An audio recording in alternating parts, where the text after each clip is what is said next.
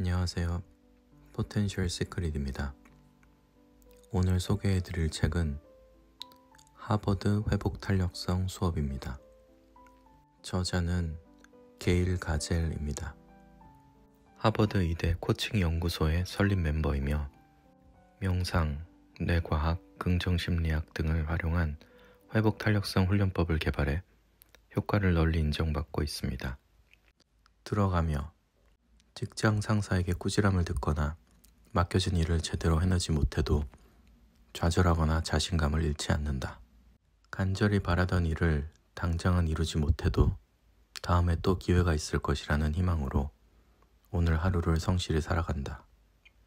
우울하고 의기소침해지고 괴로운 생각이 들더라도 감정에 휘둘리지 않고 인의 평정심을 되찾는다.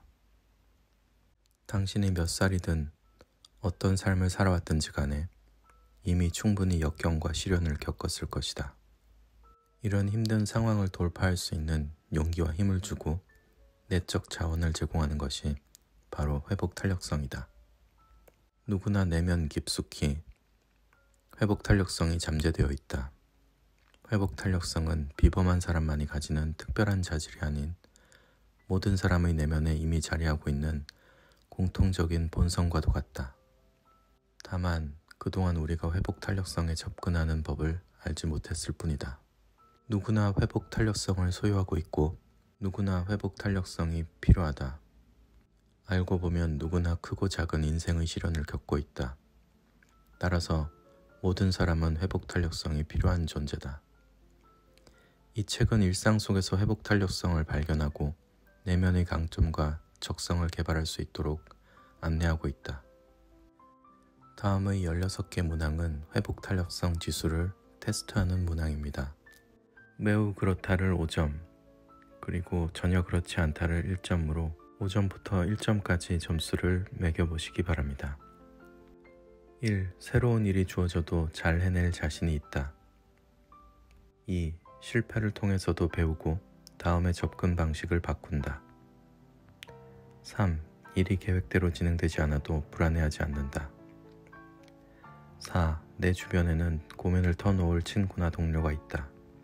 5. 어떤 상황이든 나 자신을 용납한다. 6. 한번 시작한 일은 끈기 있게 밀고 나간다. 7. 스트레스를 해소하는 나만의 방법이 있다.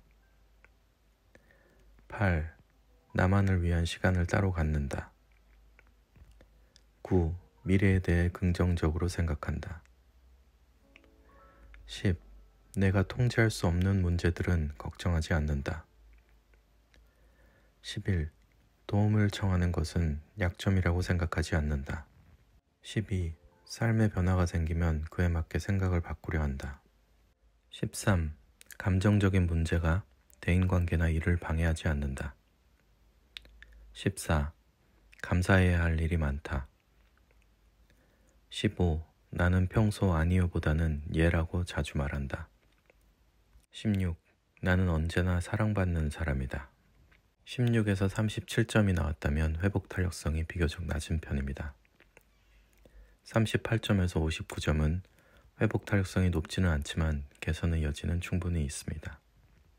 6가지 마음 근육 중에 자신에게 부족한 것이 무엇인지 살펴보고 이 책에서 제시하는 훈련 방법에 집중한다면 회복 탄력성을 얼마든지 높일 수 있습니다.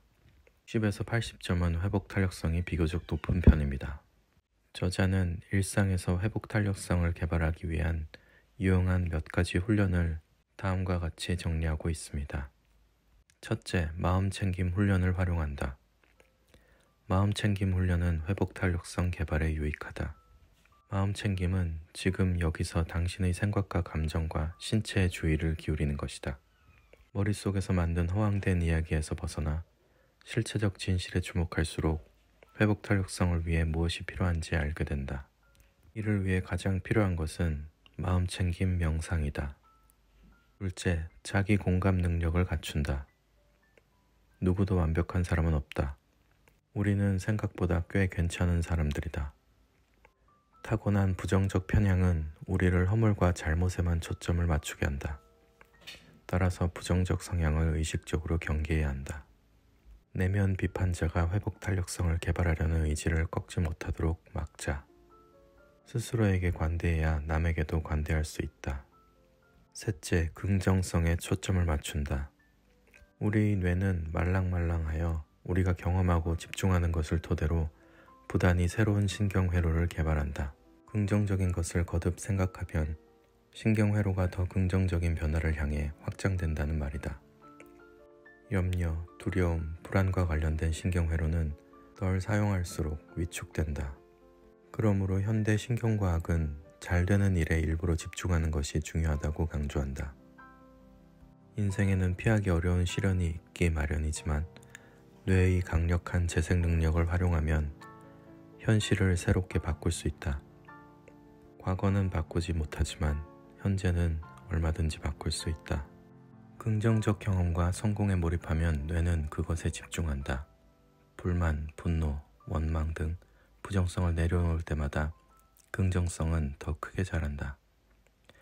이 긍정성은 회복 탄력성을 재충전할 것이다.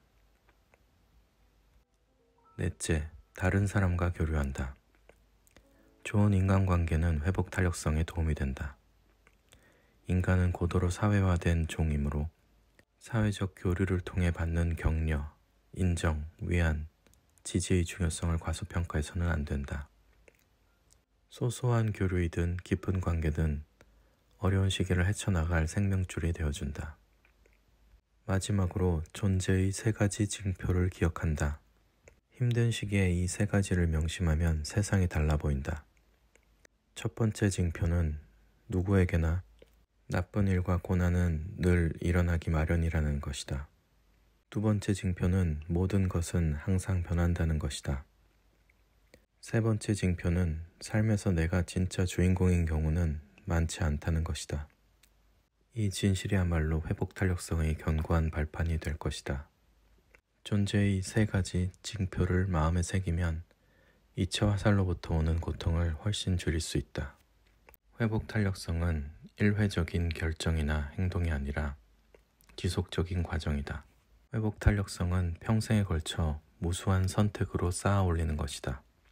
여기서 피해야 할 2가지 함정을 다시 한번 정리한다. 첫째, 다른 사람과 자신을 비교하는 것이다. 우리는 앞으로 나아가고 있지만 그렇다고 인생은 단선적인 흐름이 아니다. 인생은 원래 그렇다. 굴곡을 마주치기도 하고 돌아가기도 하고 뒷걸음치기도 한다. 비교는 행복의 도둑이다라는 속담을 명심하길 바란다.